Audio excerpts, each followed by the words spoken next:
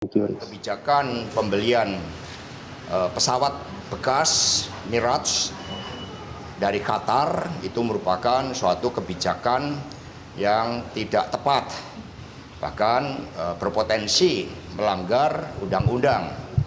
Demikian pula berbagai kebijakan-kebijakan pertahanan lain di dalam pengadaan alutsista yang dilaksanakan secara tidak proper.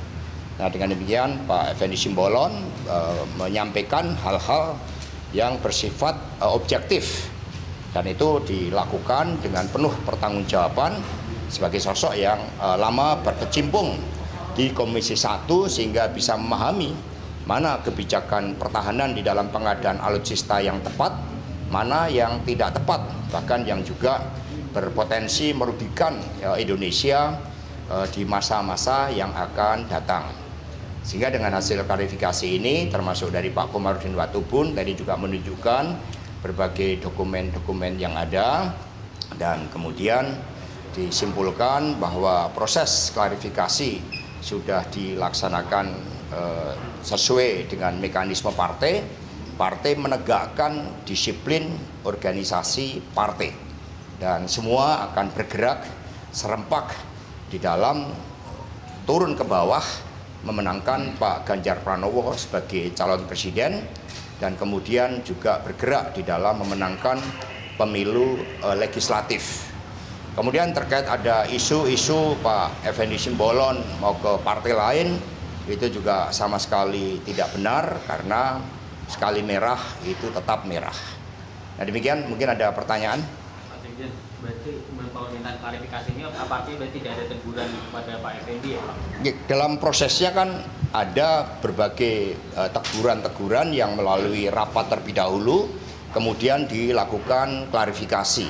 Ada yang dilakukan klarifikasi, kemudian rapat terlebih dahulu. Jadi kalau dalam kasus ini, klarifikasi kemudian dibahas di dalam rapat DPP partai. Jadi ada dua jalur. Rapat DPP dulu untuk menetapkan, kemudian dilakukan konfirmasi.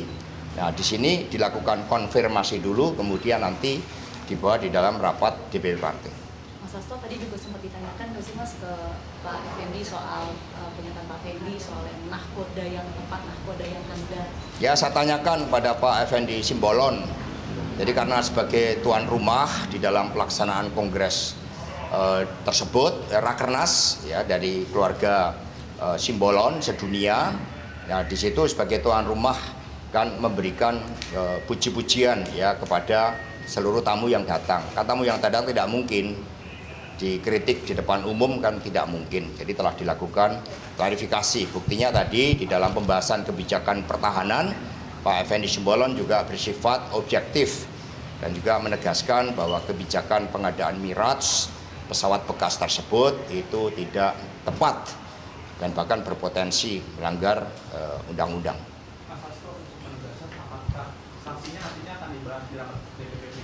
Ya, ini sudah dilakukan suatu klarifikasi, kami akan laporkan di dalam rapat DPP partai. Tapi dengan penjelasan tadi, ya ternyata kan juga sangat objektif pandangan-pandangan yang diterima DPP partai, Dewan Kehormatan, termasuk kebijakan pertahanan, karena pertahanan ini kan menyangkut mati hidupnya suatu bangsa. Ketika kebijakan pertahanan diambil dengan tidak proper, itu juga membahayakan bangsa ke depan. Maka kami akan tidak lanjuti juga informasi